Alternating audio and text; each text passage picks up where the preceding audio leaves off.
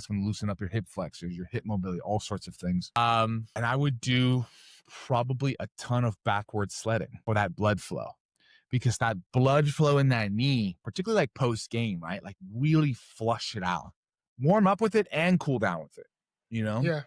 Yeah. So you don't want to fatigue your muscles pre-game, but you want to activate them. And then post-game, who cares if you fatigue yourself a bit? Go a little longer, a little more. Make sure you maximize the blood. So those 3 exercises off the top of my head are going to be critical. And then I would say I would add one more in, and that is low back strength. Love it. Yeah.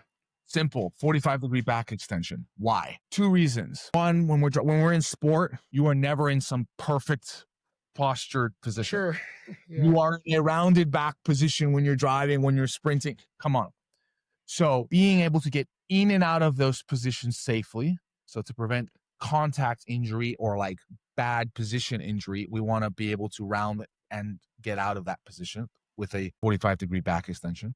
This is one of many good exercises, but this is my favorite one.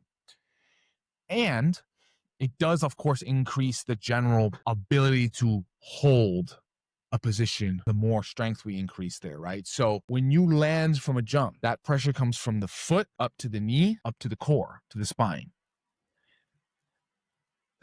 If your knee's weak, yeah, it's going to stop right there. It's going to hurt. Yeah. Most commonly, and I mean this, and it's not really talked about enough, is it comes up, goes to the hip is off, and it comes back down to the knee.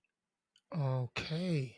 I've had countless people who actually have very strong quads with knee pain because their low back and hip so weak that it's actually making the quad and knee overwork. It's compensating. Okay.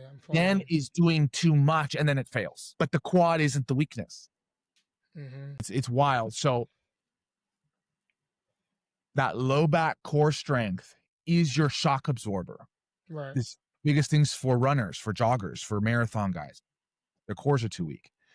Every time you land, that shock wave is going up through your core. And if your core starts to weaken and your spine, your pelvis starts to move, that's moved a little, it's weak, it rattles back down. That energy is going to come back down, and it's going to basically all the joints start to go from there. It goes up your back, could go to your shoulder and neck as a compensation. It goes all over the place, basically. Right. So yeah, so low back core strength, obviously the quad strength, the range of motion in the hips and the knee, meaning the split squat, and then the strength of the hamstring behind the knee. Right. Yeah. Right. And as we enter our Beyond the Game segment, thank you for that, by the way, Coach. Honestly, man.